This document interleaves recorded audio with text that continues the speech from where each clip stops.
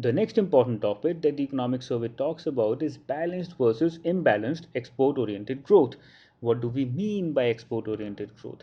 Export-oriented growth means a part of the growth that is dependent upon you exporting goods and services to the entire world. Now, let's assume that India has a GDP of $100 and the growth per year is 8%. Now, what part of this growth is because of growth of exports? Let's say half 50% of this growth or 4% is coming from growth of export of goods and services. Now there are two things to be understood here. One is what part of the growth of an economy is dependent upon exports of goods and services. And number two is if this export oriented growth is balanced or imbalanced. Now the economic survey has come out with various reasons as to call what is to be called as balanced, what is to be called as imbalanced, and we are going to have a look at that. In a nutshell, the economic survey says that the China's export expansion or China's export oriented growth has been largely imbalanced. On the other hand, it also says that India's expansion or India's export oriented growth has been largely balanced, and it has given out various reasons why it is calling China's export expansion as imbalanced and India's expansion as balanced. First reason given by the economic survey is that the country exported far more than it imported. What is the meaning of this and why is it imbalanced? So what China has done is that it has exported $100 in a year, but it has imported only $80 worth of goods and services through various tariffs and non-tariff quotas that it has put out in the market. So it is importing far less than it is exporting in the market. And how does it affect the domestic as well as the international economy, and how is it imbalanced? It is imbalanced because in economic terms this is called as mercantilist policy. Now what mercantilist policy says is that you export as much as possible but you try to import as little as possible. What it is trying to do is by exporting more and more, it is trying to get more revenue, it is trying to earn more money, and by importing less and less, it is trying to save the money that it has earned through these exports and through various other means. Now, so it is trying to accumulate the money from the international market in order to benefit itself. How does it hurt the global economy? It hurts the global economy because the global economy cannot export to China and it has to find various other markets where it has to export forcefully or at a lower price. Therefore, the world economy is hurt while China is gaining from its mercantilist policy. The second reason is exported manufactured goods to advanced economies, displacing production there, but imported goods or raw materials from developing countries.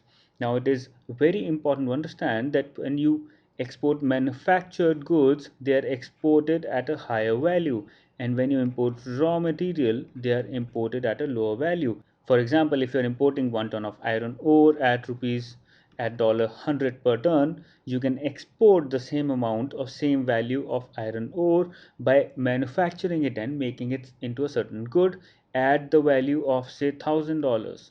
So you're putting a little value to it, but you're exporting it at a much higher value by manufacturing that particular good or service.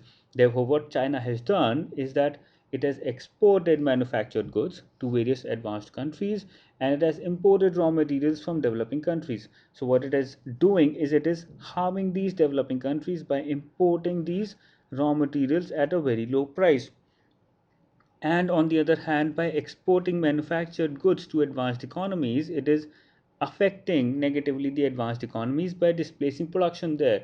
The third reason is that created relatively few export oriented jobs in advanced economies, insufficient to compensate for jobs lost in manufacturing. So what it has done is that it has directly displaced those manufacturing facilities in advanced economies. It has replaced those jobs with its own jobs, but it has not created any export oriented jobs in advanced economies. So for example, there are no logistics support provided by China to the world or to the advanced economies so that they can create more and more jobs. So what it is doing is that it is dumping goods and services by exporting them from China to the United States and to various other countries like Europe. So in the process, It is exporting its goods and services to advanced economies. It's taking their jobs, it's exporting goods, it's taking their jobs, but on the other hand, it's not providing back any form of jobs to these advanced economies. So, this giving back, which is supposed to happen when you are replacing their exports with your exports, is not happening because of the policies that have been adopted by China. And when we talk about India's expansion, it has been largely called as balanced, and the reason for that is number one, India has tended to run a current account deficit rather than a surplus. What this means is that it is exporting to the world, but it is also importing a lot from the world. And when it is importing a lot from the world, it is not only benefiting itself by exporting more, it is also benefiting other parts of the world by importing more and more from the world economy. Therefore, it becomes more balanced. Secondly, service exports might also displace workers in advanced countries, but their skill set will make their relocation to other services activities easier. Indeed, they may well simply move on to complementary tasks such as more advanced computer programming in the IT sector. This is an important point. What this is saying is that when we are exporting services from India to the United States, yes, we are displacing their jobs, yes, we are providing them less jobs, but what we are also creating is an ecosystem wherein more advanced computer programming in the IT sector is taken on by USA. So it is not only exporting services, it is also exporting people. And when it starts exporting people, then there is a natural demand created in the United States for more goods and services. When there is a natural demand created in USA, the people in USA start capturing or start utilizing that demand by learning a new set of advanced skills. For example, artificial intelligence. Now, artificial intelligence is seen a boom in USA economy, in the United States economy, because it is considered to be very important and a market which has high potential in the future. Now, why is artificial intelligence happening in the USA and only in advanced economies and not in developing countries? And the reason for that is this: therefore, because the people and businesses in the United States have taken on advanced engineering, and India has a very big role to play in that entire process. Therefore, by creating an ecosystem in the developed countries, India is not helping only itself by exporting services, by exporting people, it is also helping these advanced economies.